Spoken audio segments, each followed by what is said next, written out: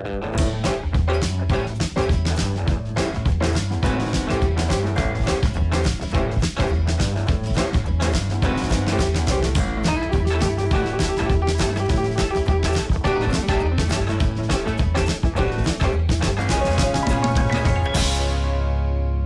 project of building the Century series was a particular way of thinking about research, development, manufacturing, and airplanes in service. So the Century series fighters really give us the iconic airplanes of the late 1950s through Southeast Asia in the 60s, air defense, tactical air command, all of those things.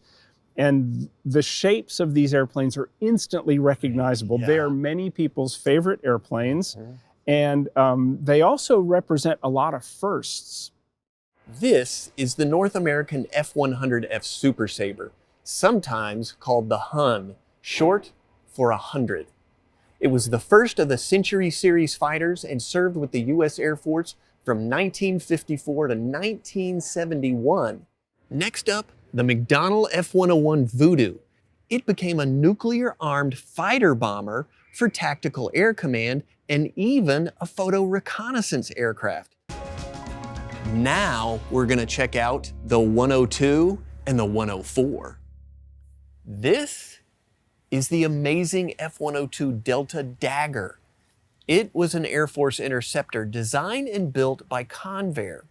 As part of the U.S. Air Force's strategic air defenses in the late 1950s, its main purpose was to intercept invading Soviet strategic bombers. The Delta Dagger was the Air Force's first operational supersonic interceptor and Delta Wing fighter. In late 1948, the Air Force organized a competition for a new interceptor scheduled to enter service in 1954, and it would be built around a fire control system. The fire control system would actually be designed before the plane so everything would fit together nicely. The whole thing, the plane and the fire control system, was called a weapon system. The prototype YF-102 took its first flight at Edwards Air Force Base on October 23, 1953, but was lost in an accident 9 days later. The second aircraft flew 3 months later, confirming what everybody knew. It wasn't that great. Transonic drag was much higher than expected, and the aircraft was limited to subsonic speeds with a ceiling of 48,000 feet. Not at all what the Air Force had wanted in their ultimate interceptor. Convair decided to redesign the fighter completely. This time they incorporated the recently discovered area rule. The redesign entailed lengthening the fuselage by 11 feet and pinching it in the middle over the wings. Designers quickly called it a Coke bottle fuselage, and you can kind of see why. The first revised aircraft, now designated YF-102A, flew on December 20th, 1954, just 118 days after the redesign started. The production F-102A was equipped with the Hughes MC-3 fire control system. It had an internal weapons bay under the fuselage broken into 3 parts for air-to-air missiles like these Falcons. Now here's a cool little trick not many people know about. The doors of the front 2 bays had tubes for 12 2-inch or 2.75-inch folding fin aerial rockets. The idea was that a barrage of 24 missiles would be sufficient to disrupt and destroy a Soviet bomber force. Later, the aircraft was upgraded to carry nuclear Falcon missiles in the center bay, kind of like the F-101. The many inherent design and technical limitations of the F-102 led to a proposed successor, the F-102B. The improved design underwent so many changes that it became an entirely new aircraft and was redesignated it. Wait a minute, you almost got me. It's too soon to talk about that plane. Now, suffice it to say, the F-102 was a pretty good plane and served well into the 1970s. It even made it to Vietnam. Operations continued in Vietnam until 1968, when all F-102s returned to the United States.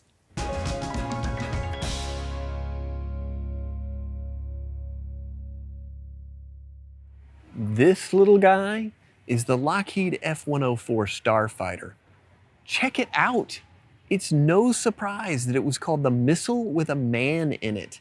Designed in the 1950s to be a day fighter, it eventually turned into an all-weather multi-role aircraft by the early 1960s and saw widespread use outside of the United States. After interviewing Korean War fighter pilots in 1951, Kelly Johnson, the lead designer at Lockheed, decided to reverse the trend of building larger and more complex fighters with a simple, lightweight fighter with maximum altitude and climb performance. The prototype was completed by early 1954 and first flew on March 4th at Edwards Air Force Base. Amazingly, the total time from contract to first flight was less than a year. The Starfighter was kind of a radical design, with thin, stubby wings attached further back on the fuselage than most contemporary aircraft, and it had a thin, tubular fuselage.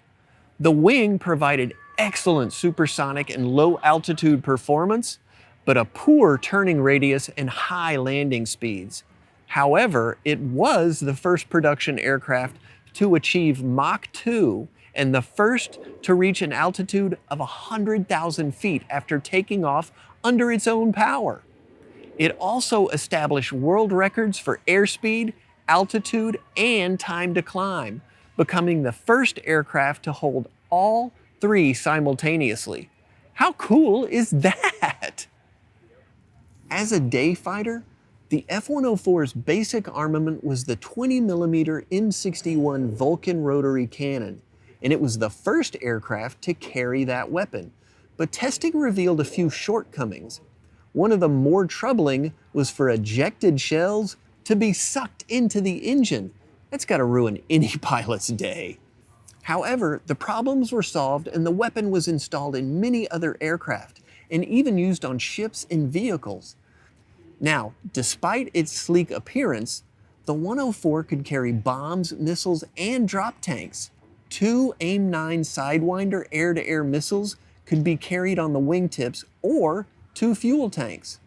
Later models had a centerline pylon that could carry a nuclear weapon.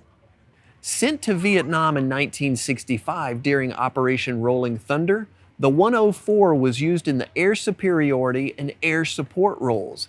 Starfighter pilots felt that the MiGs deliberately avoided engaging them because of the 104's performance. That really doesn't surprise me. I wouldn't want to tangle with a 104.